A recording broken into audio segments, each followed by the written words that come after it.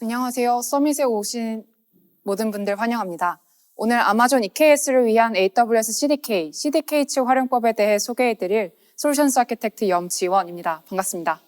오늘 세션은 저와 김광용 SA가 함께 진행을 하게 될 텐데요.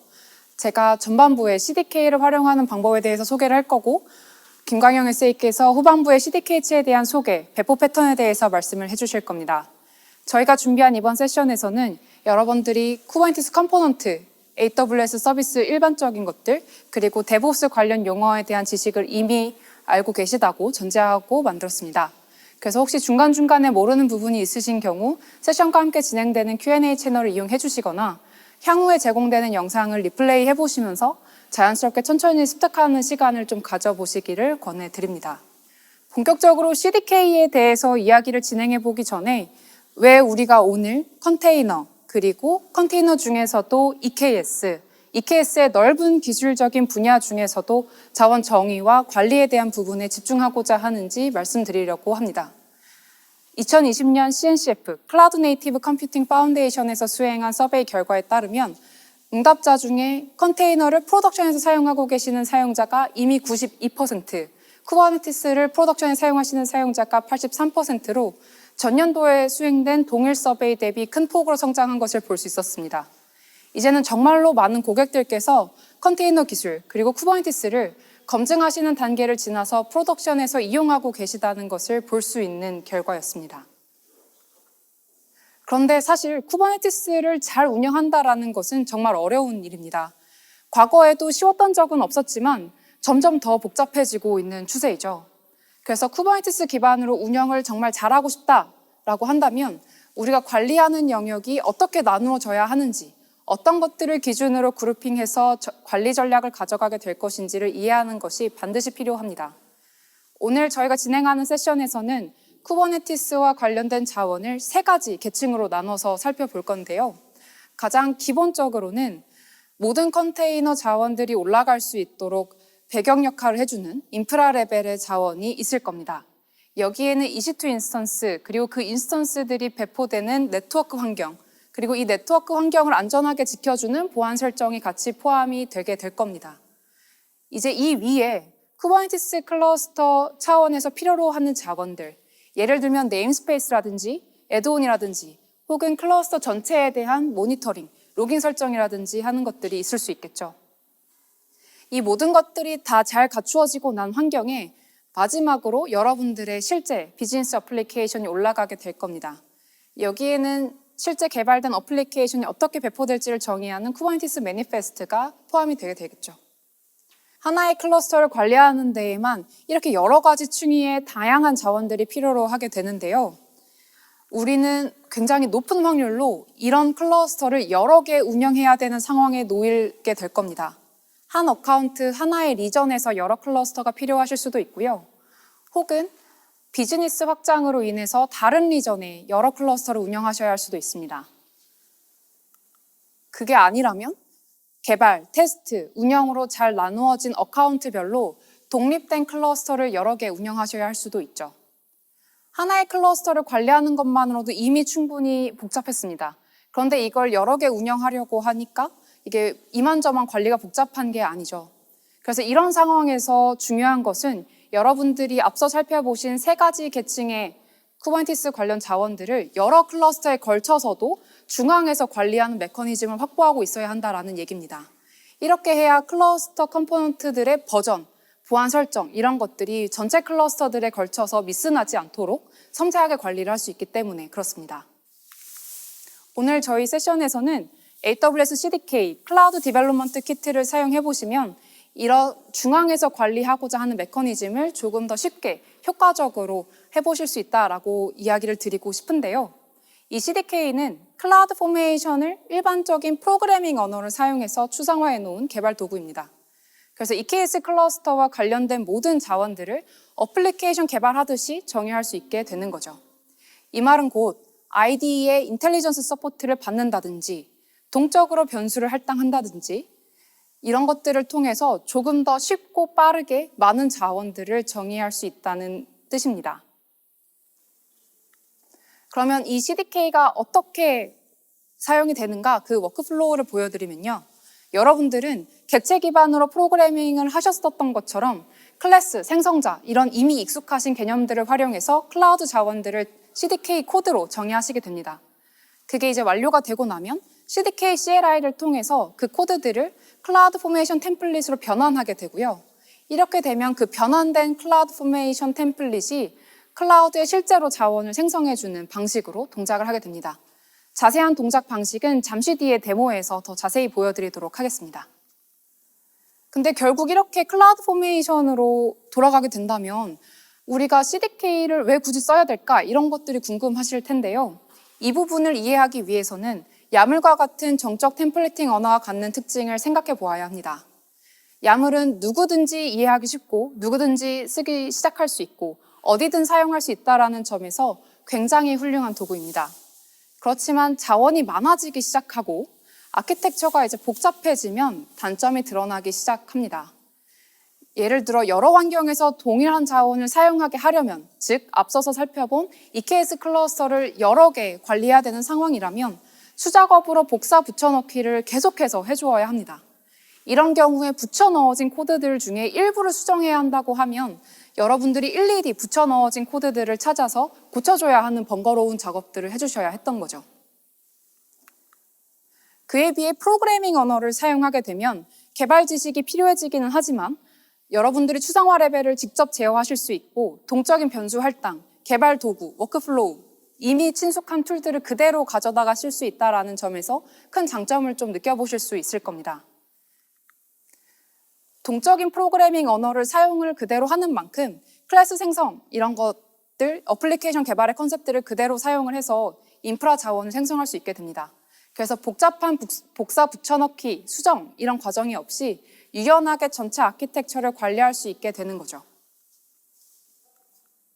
이렇게 자원 정의 어려웠던 부분들을 CDK가 일부 해결해주고 나면 이제 여러분들이 조금 더 집중하셔야 되는 부분은 EKS 클러스터를 여러분들이 원하는 대로 모델링하는 일입니다.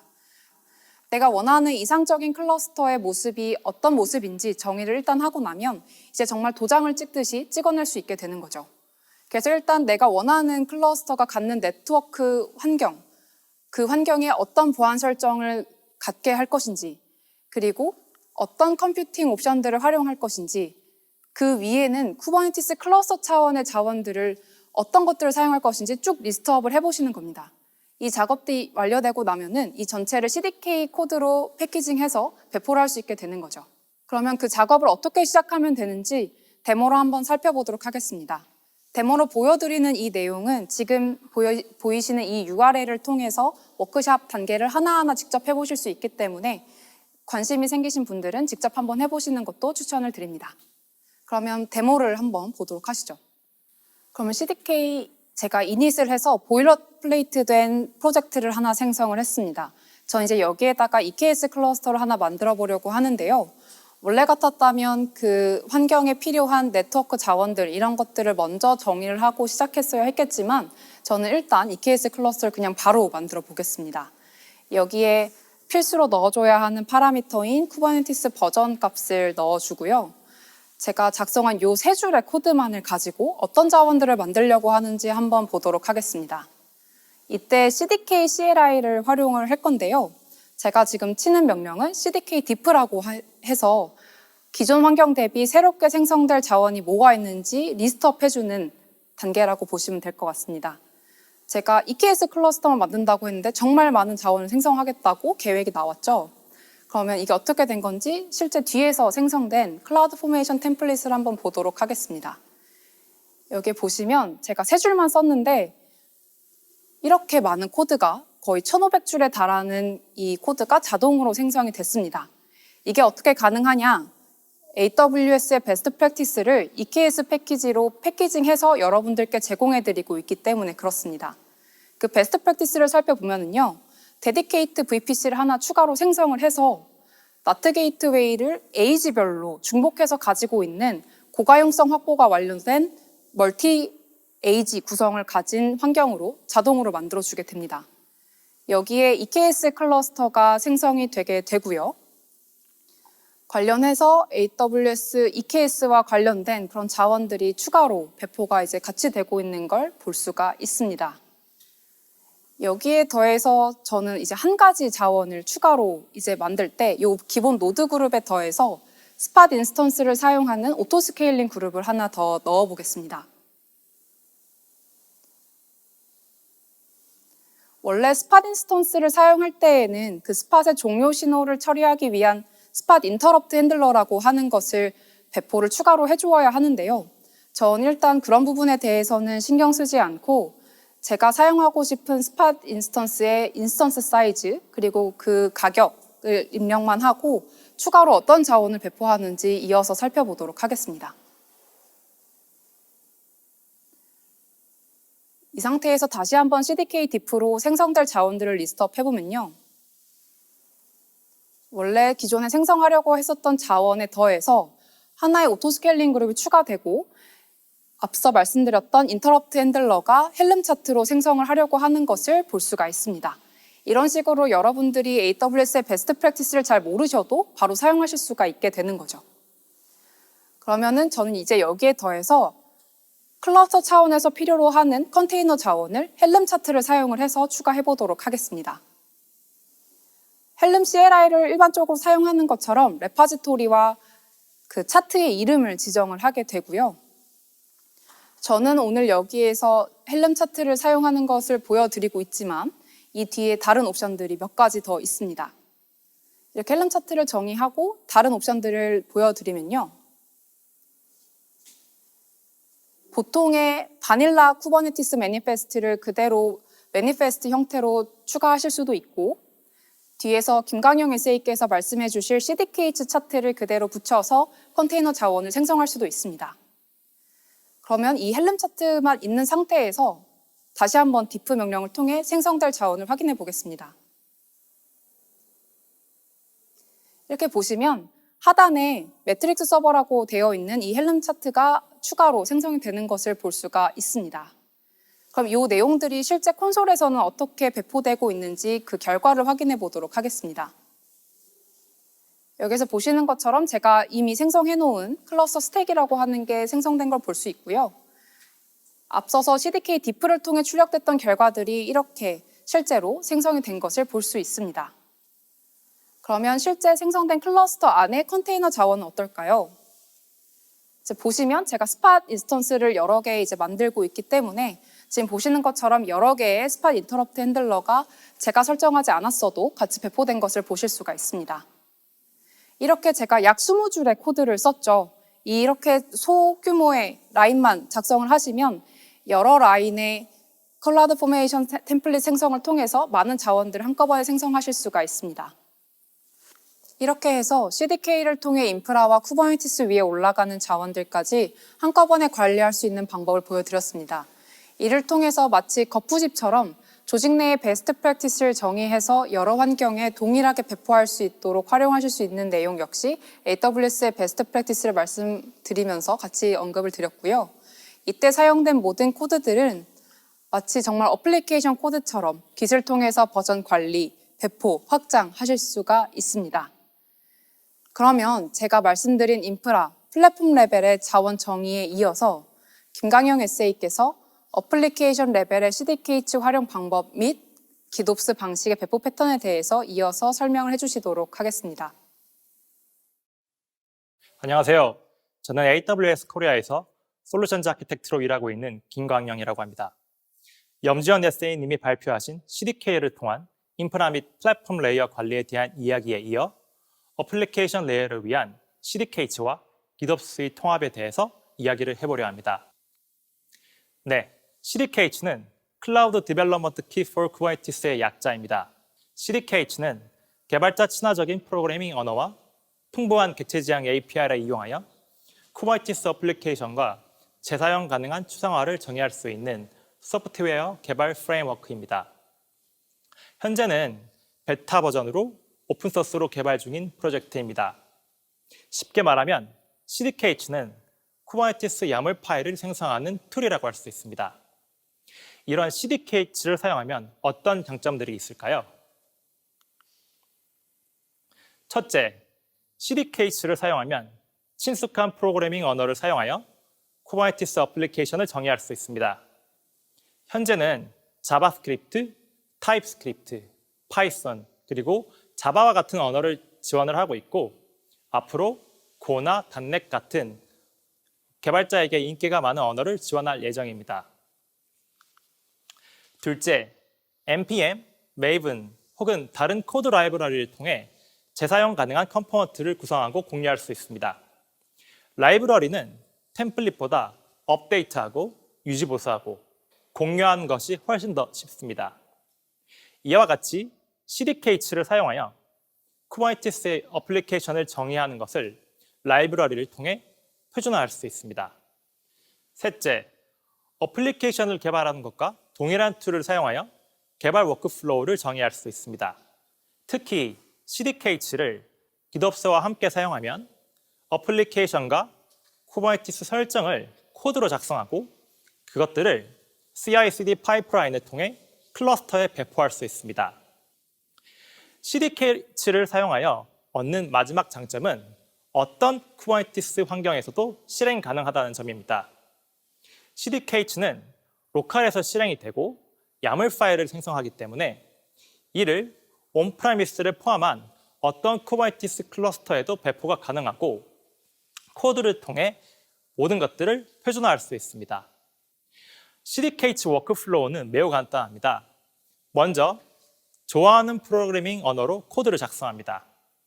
다음으로 CDK CLI를 통해서 synthesize 명령을 실행하여 쿠버네티스 매니페스트 파일을 생성합니다.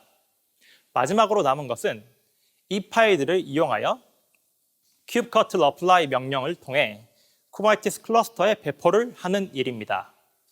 네, 그럼 간단한 데모로 보면서 좀 더 자세히 알아보도록 하시죠.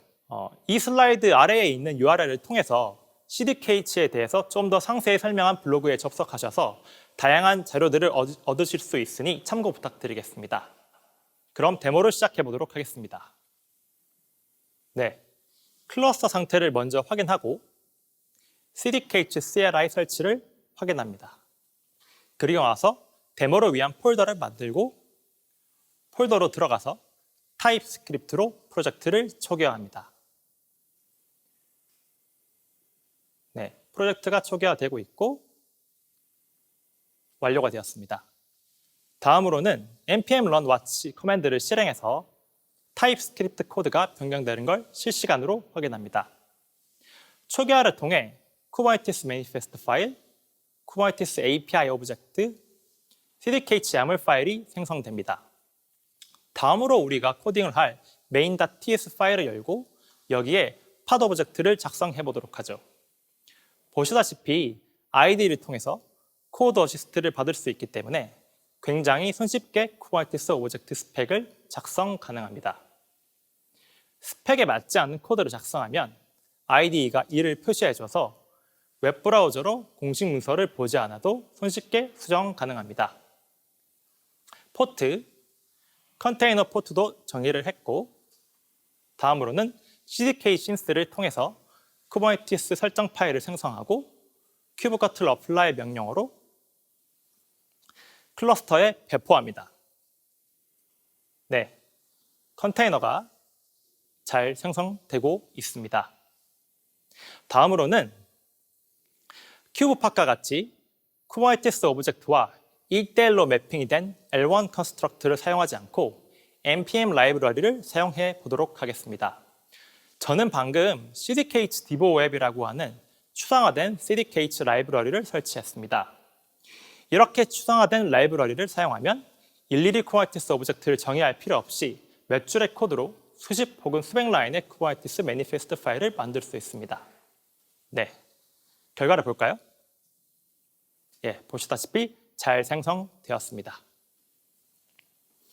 여기까지 CDK가 무엇인지 그리고 어떻게 동작하는지 알아보았습니다. 다음으로는 DevOps 워크플로우에 CDK를 어떻게 적용할지 고민을 해보도록 하죠. 여러 가지 방법이 있겠지만 저는 GitOps가 이것을 구현하는 모범 답안이라고 생각을 합니다. 그럼 GitOps는 무엇일까요? 네, 여러분들도 매우 잘 알고 계시겠지만 다시 한번 복습을 해보도록 합시다. 한 문장으로 요약을 하면 GitOps는 Git을 사용하는 운영 방법론입니다.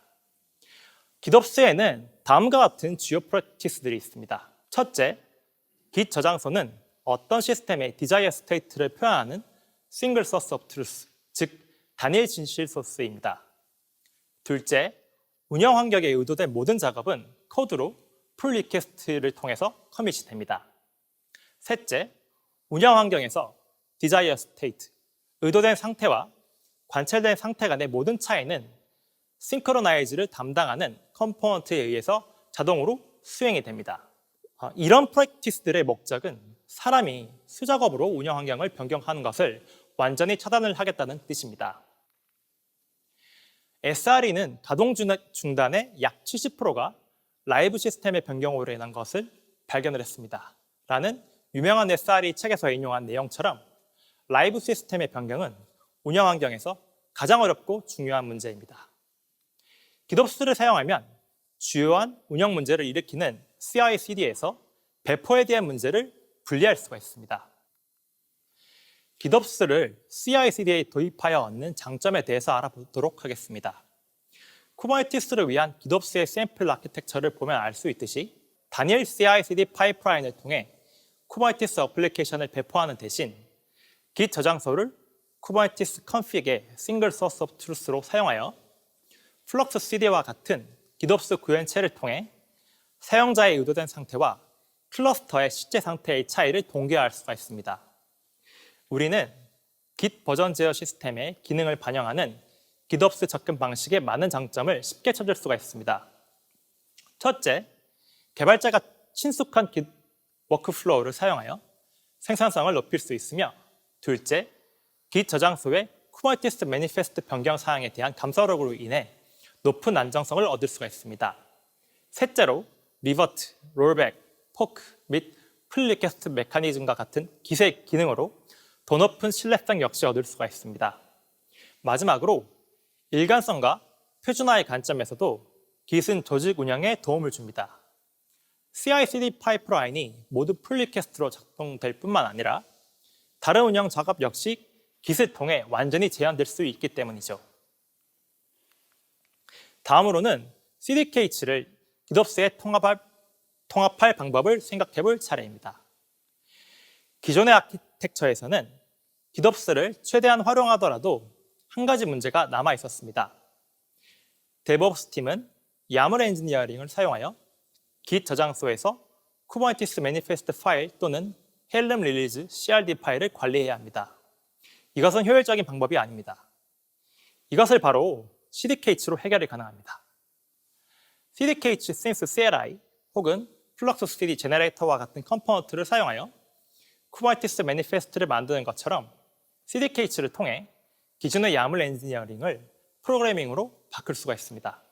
이제 DevOps 워크플로우에 CDK를 적용함으로써 CDK를 사용하여 인프라스트럭처, 플랫폼에서 어플리케이션까지 모두 프로그래밍 언어를 사용하여 쿠버네티스 어플리케이션을 GitOps로 운영할 준비가 되었습니다. 앞서 보신 GitOps 샘플 아키텍처는 실제 프로덕션 시나리오를 추격한 간단한 예제였습니다. 이어서 조직 구조를 고려하여 CDK 및 CDK를 적용한 현실적인 GitOps 패턴에 대해 상세히 알아보도록 하겠습니다. 오늘은 두 가지 시나리오에 대해서만 이야기를 할 예정입니다. 복잡한 운영 시나리오를 고려하면 두 가지 패턴만 정해야 하는 것은 논쟁의 여지가 있을 수 있습니다만 제한된 시간 내에서 발전적 토의를 위해 두 가지 시나리오에만 집중을 해보도록 하겠습니다. 첫 번째 패턴은 개발팀이 인프라에 대한 제어권을 갖고 있는 애자일 DevOps 패턴입니다. 이 아키텍처에서 가장 먼저 주목할 만한 점은 높은 생산성과 신뢰성을 얻기 위해 새 이미지 태그를 사용하여 새로운 버전의 어플리케이션에서 변경에 대한 풀 리퀘스트를 자동으로 생성하는 부분입니다. 개발자나 운영자가 새로운 배포를 위하여 Git 저장소의 이미지 태그를 수동으로 업데이트할 수도 있지만 이것은 매우 번거롭고 작업자가 실수를 할 가능성이 언제든지 있습니다. 아마존 이벤트 브릿지는 아마존 ECR에서 AWS 람다 펑션으로 이벤트를 전달하여 새 이미지 태그에 대한 커밋으로 풀 리퀘스트를 생성하는 것을 도울 수 있습니다. 아직 미리 빌드된 구현체는 없지만 AWS 람다 펑션을 사용하여 Git API를 활용하시면 이를 쉽게 구성하실 수가 있습니다. 다음으로 주목할 만한 점은 CDK 코드가 하나의 코드 저장소에 존재한다는 것입니다. 쿠버네티스 매니페스트를 위한 CDK 코드, 플랫폼 인프라스트럭처를 위한 CDK 코드가 모두 통합되어 있습니다. 이런 접근 방식을 통해 DevOps 팀은 어떤 이점을 얻을 수 있을까요? CDK 및 CDK 코드를 하나의 코드 저장소에 넣으면 강력한 통합에서 오는 장점을 얻을 수 있습니다. 특히 어플리케이션 변경에 인프라 변경이 필요한 경우, 어플리케이션의 AWS 리소스, RDS 엔드포인트, 엘라스틱서치 엔드포인트, SNS 토픽 같은 정보가 필요한 경우, 혹은 데모나 테스트를 원할 때마다 전체 클러스터를 복제하고 빠르게 만들려고 하는 경우입니다. DevOps 팀은 특정 설정 값을 공유하기 위해 표준이나 규칙, 도구를 사용할 필요가 없어집니다. 샘플 코드를 보며 더 쉽게 설명을 해보도록 하죠. 엘라스틱서치, SQSQ, EKS 클러스터 및 SNS 토픽을 인스턴스화하는 CDK 코드가 있습니다. CDK 스택에서 인스턴스화된 값들은 변수에 할당된 다음 props를 통해서 다른 CDK 스택 또는 CDK 차트로 전달이 됩니다. 다음은 CDK 스택의 props에서 환경 변수 값을 가지고 오는 CDK 코드 샘플입니다. CDK 코드는 전달받은 환경 변수 값을 활용하여 Kubernetes 매니페스트 파일을 생성합니다. DevOps 팀은 해당 값을 코드에 직접 입력할 필요가 없으며 이를 수동으로 변경할 때의 실수를 줄이고 이를 공유하는 데 드는 노력도 줄일 수 있습니다. 이것은 Agile DevOps 접근 방식의 예 중 하나일 뿐이고 이것이 완벽한 해답은 아닐 수도 있습니다. 좀 더 진보적인 접근 방식에서는 모든 어플리케이션 코드, CDK 코드를 하나의 코드 래퍼에 통합하고 단일 파이프라인으로 한 번에 빌드 및 배포하여 풀 리퀘스트를 통해 새 이미지 태그를 CDK 래퍼에 전달하는 프로세스를 제거하기도 합니다. 아키텍처는 시나리오에 따라 언제든지 달라질 수 있다는 것을 기억하시고 하나의 접근 방식만 고수하지 마시길 바랍니다. 다음은 개발팀과 운영팀이 좀 더 뚜렷하게 분리가 되어 있고 개발팀이 인프라스트럭처를 직접 컨트롤할 수 없는 엔터프라이즈 패턴입니다. 이 접근 방식에서 운영팀은 프로덕션에 대한 지속적인 배포에 대해 매우 보수적입니다. 그래서 상황을 안전하게 통제할 수 있다면 생산성을 약간 희생하기도 합니다. 운영팀은 인프라 및 플랫폼 관련 구성을 포함하는 CDK 코드 저장소를 관리합니다. 일반적으로 운영팀은 다른 개발팀과 네임스페이스별로 클러스터를 공유하거나 대규모 조직의 거버넌스를 위해 개발팀의 클러스터를 제어할 권한을 부여하지 않는 경향을 보입니다. 반면 개발팀은 자체 어플리케이션 코드 저장소만 관리합니다. 혹은 Kubernetes 어플리케이션 설정을 제어할 수 있는 경우 자체적으로 CDK를 위한 저장소를 관리할 수 있습니다. 경우에 따라서는 Kubernetes 매니페스트 코드 저장소는 개발팀과 운영팀의 공동 책임으로 간주되기도 합니다.